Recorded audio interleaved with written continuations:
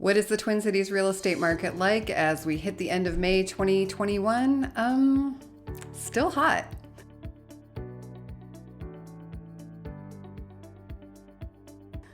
Hi, I'm Schumann. I'm a realtor here in the Twin Cities, and I make videos to help people navigate the real estate market here. If you have a question, my contact information is down below this video in the description box. If you're on a mobile device, all you need to do is tap the title of the video and that will open right up for you. While you're down there, you can help yourself to a free download, including my free relocation guide, which gives you an idea of what to expect here if you are thinking of making this area your new home. I recently read an article in the Washington Post, and it was about someone selling their house and they got $1 million over list price. Yeah, you heard that right. $1 million over list price. I think my lucky stars that I am not in a market like that. It is hot here, but it's not that crazy. The good news for people coming from these high-priced regions of the country is that you are well positioned to beat out the locals here.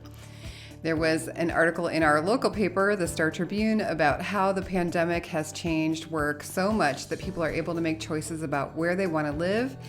And a lot of them are opting out of some of these really high-priced markets that make a good quality of life nearly unattainable for anyone who isn't absolutely swimming in cash.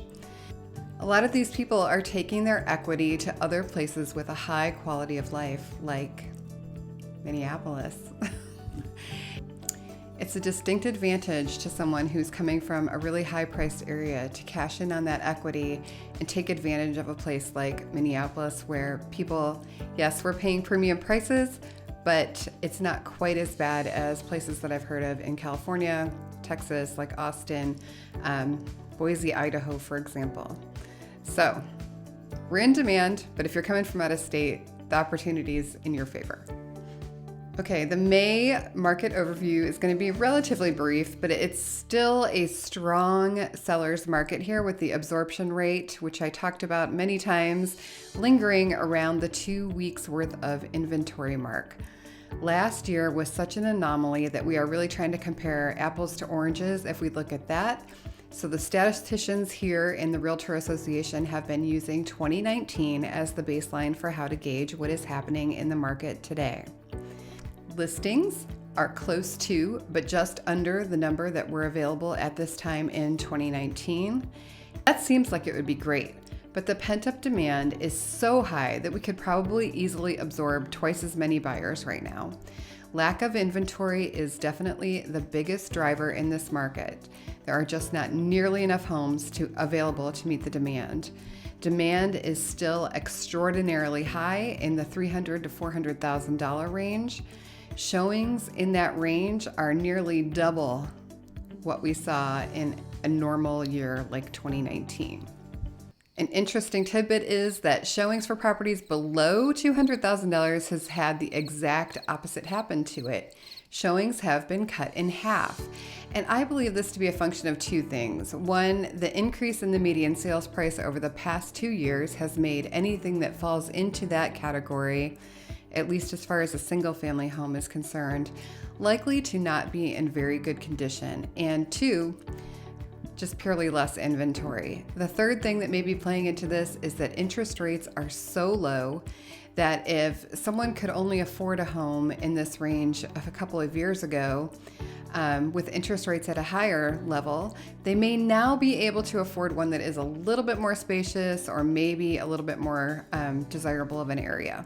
Showings, which is one of the ways we measure demand for properties in the $250,000 to $500,000 range, are the bulk of what we're seeing now, but also now have the fewest number of listings on the market. I actually assume that that is cause and effect. More people want them. When they come up, they're just gone. So let's talk about median days on market, which is down 53% from what we saw in what we thought of as a normal year, or actually a hot market 2 years ago when it was 18 to 20 days. The other area that is relatively soft right now is still in condos and townhomes. These are staying on the market much longer than single family listings and are ripe for some negotiation and getting the terms that you want if you're a buyer.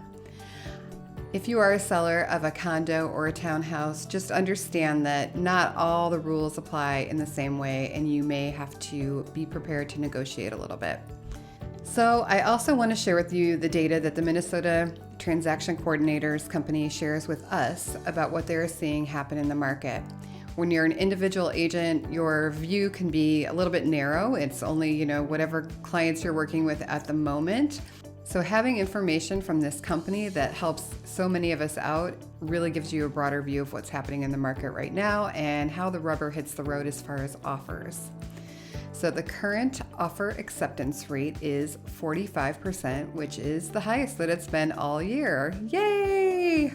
Special terms have been included in about 68% of written offers, and that includes things like covering the appraisal gap, escalation clauses, sweeteners in general. 4.2% of contracts have been canceled, and when I say this, that's actually a pretty low rate. This is normally something that happens due to either financing falling through, problems with the inspection, or it may be just that buyers have gotten cold feet. This is the lowest cancellation rate that they have seen all year. Inspections are being waived at 44.17% of the time, which is still a little higher than it was in April. One thing I will mention here is if you really want an inspection, you can kind of buy your way into one. Sometimes by giving a dollar amount that you will not ask for repairs below, like $5,000 or something you're not going to bother with, and then making it a pass-fail inspection so that the seller knows that you don't think of this as negotiations part 2 regarding price, and that you won't nickel and dime them on every little thing. Or you can make your offer so strong price-wise that the seller will agree. Off-market sales are back to 5.3% of the total, so more homes are being sold in the private network, which means they're not making it onto the open market.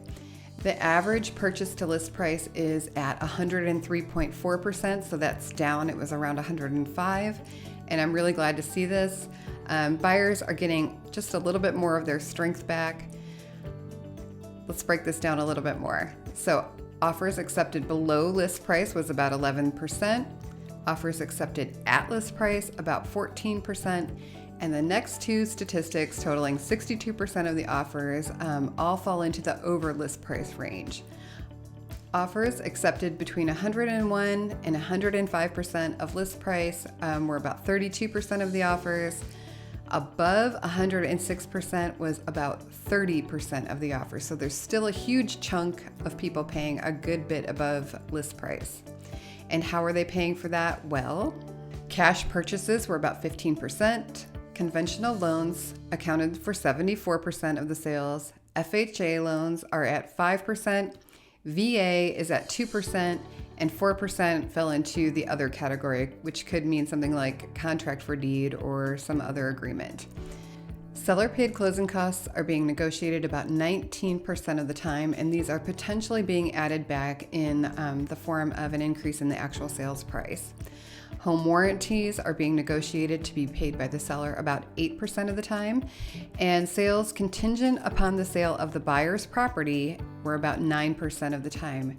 I'll be honest, I'm very shocked by this one. I would advise any buyer to avoid trying to put this contingency in on the sale of a home as much as humanly possible. It's just really difficult to get that one through. Buyers are putting down about 1.7% of the purchase price right now for their earnest money. Okay, that's all I have for you this week. It has been a very crazy time in real estate recently, but next week I am back with more community overviews. Let me know if you have a question. I would love to hear from you.